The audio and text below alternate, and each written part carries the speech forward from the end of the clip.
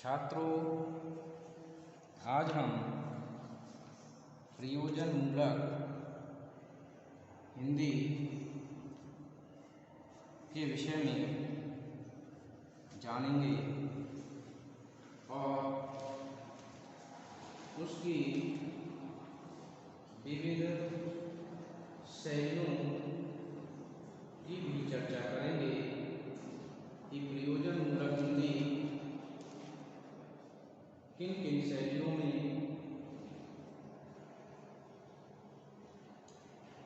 प्रयुक्त होती रही है, क्योंकि प्रयोजनमूलक हिंदी अत्यंत महत्वपूर्ण हिंदी होती है। इसके नाम से ही स्पष्ट होता है कि यह वह हिंदी है जो विभिन्न प्रयोजनों को पूर्ति करती है।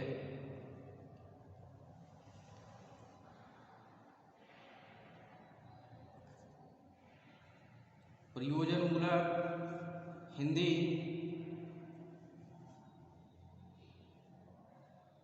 विभिन्न क्षेत्रों में विभिन्न प्रयोजनों की सिद्धि के लिए प्रयुक्त होती रही है। आज केवल सृजनात्मक साहित्य लेखन की भाषा नहीं है, बल्कि आधुनिक विषयों, ज्ञान तथा विज्ञान के विविध क्षेत्रों में भी इसका व्यापक रूप से प्रयोग हो रहा है।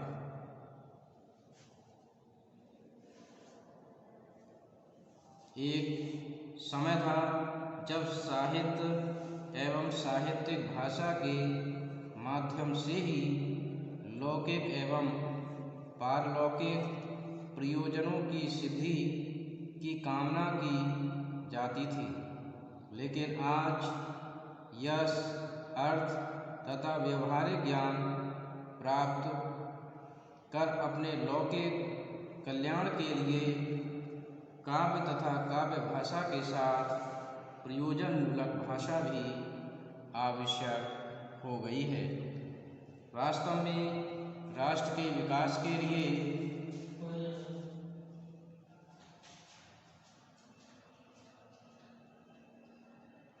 भाषा के साहित्यिक और साहित्य से इतर दोनों पक्षों की आवश्यकता होती है। कोई भाषा कितनी ही विकसित और कितनी ही समृद्ध तथा सशक्त क्यों न हो, उसका मूल्यांकन इस आधार पर किया जाता है कि उसके साहित्य में कितनी विविधता है, उसमें सभी विषयों से संबंधित पारिभाषिक शब्दावली विद्यमान है और वह प्रशासन, वाणिज्य, जनसंचार, ज्ञान विज्ञान तथा तकनीकी शब्दावली को व्यक्त करने में वह कितनी सक्षम सिद्ध होती है। उस भाषा का प्रयोग किन किन क्षेत्रों में और किस मात्रा में किया जा रहा है, ये भी महत्वपूर्ण है। इसके साथ ही ये भी देखा जाता है कि आधुनिक युग की आवश्यकताओं की पूर्ति करने में सक्षम है और भविष्य में इसकी प्रगति के लिए इसमें कितनी संभावनाएं मौजूद हैं। आधुनिक युग की आवश्यकताएं प्रयोजनमूलक भाषा रूप के निर्धारक तत्व हैं। इस दृष्टि से प्रयोजनमूलक हिंदी का क्षेत्र अत्यंत विशाल और बहुआयामी है। तो आज हम प्रयोजनमूलक हिंदी के विषय में और इसकी विभिन्न प्रकार की शैलियों के विषय में जानेंगे। चूँकि प्रयोजन मूलक हिंदी का क्षेत्र अत्यंत विविध आयामी है, तो निश्चित ही इसकी शैलियों में भी भिन्नता प्राप्त होती है। प्रयोजन मूलक हिंदी कई शैलियों में प्राप्त होती है। नंबर 1, बोलचाल की शैली। बोलचाल अथवा बातचीत की शैली को हिंदी की मूलभूत प्रवृत्ति माना जाता है। इसमें छोटे छोटे वाक्य प्रयुक्त होते हैं। इसमें व्यक्ति के विचार, भाव, इच्छा आदि व्यक्त करने के लिए निजत्व के भाव विद्यमान रहते हैं, जिसके परिणाम स्वरूप भाषा में एक स्वाभाविक प्रवाह दिखाई देता है। इसके पश्चात अब हम प्रयोजन मूलक हिंदी की दूसरी शैली, संवाद शैली के विषय में भी जानेंगे।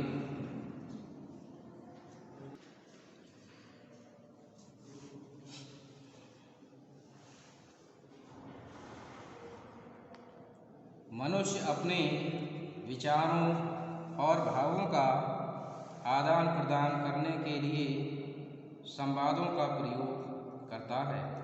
संवादों के अभाव में बोलचाल की भाषा महत्वहीन सिद्ध होती है।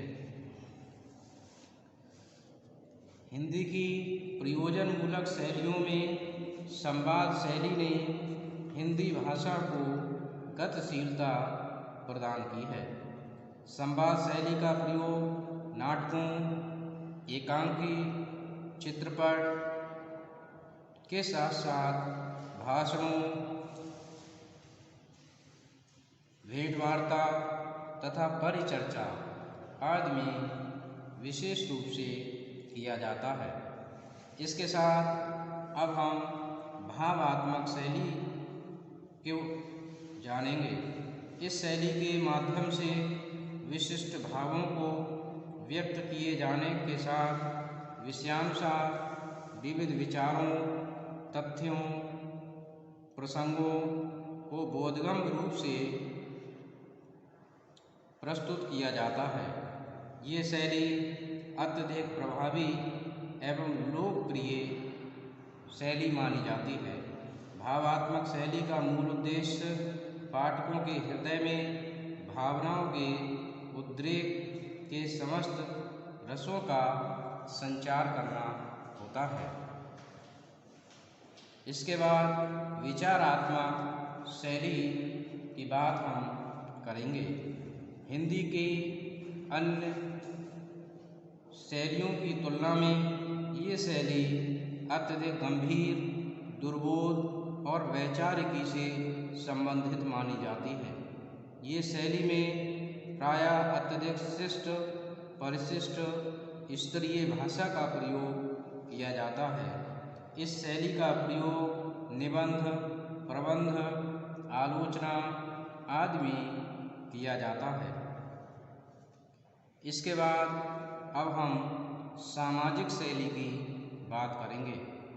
व्यक्ति विशेष के सामाजिक स्तर, सामाजिक भूमिका तथा संबद्ध सामाजिक स्थितियों के कारण भाषा का रूप और शैली बदलती रहती हैं।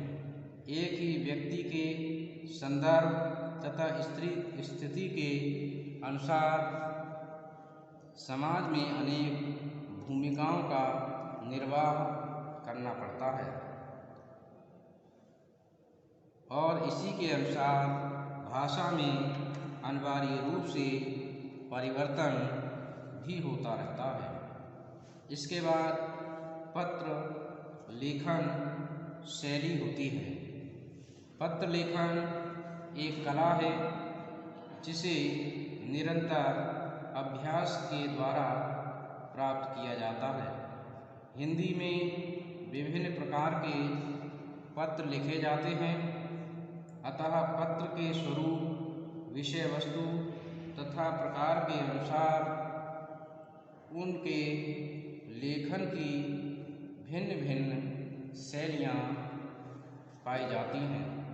इन शैलियों में संक्षिप्तता, शिष्टता, सहजता, स्पष्टता, सरलता तथा प्रभावशीलता आदि गुण होने आवश्यक माने जाते हैं। पत्र लेखन शैली के साथ ही प्रशासनिक शैली भी कम महत्वपूर्ण नहीं है। प्रशासनिक शैली प्रशासनिक कार्यों में विशेष रूप से प्रयुक्त की जाती है। प्रयोजनमूलक हिंदी में यह अत्यंत उपयोगी शैली मानी जाती है। इस शैली में कार्यालय परंपरा एवं कार्य प्रणाली से संबद्ध तकनीकी शब्दावली तथा वाक्य विन्यास का निश्चित स्वरूप रूपायित होता है। तो इस प्रकार से आज हमने प्रयोजनमूलक हिंदी के विषय में जाना कि किस प्रकार से आज के समय में प्रयोजन मूलक हिंदी ने हर क्षेत्र में अपनी पैठ बनाई है और इसके साथ ही वह विभिन्न शैलियों में प्रयुक्त हो रही है। तो मैं समझता हूँ आपने इस विषय को अवश्य ही समझा होगा। धन्यवाद छात्रों।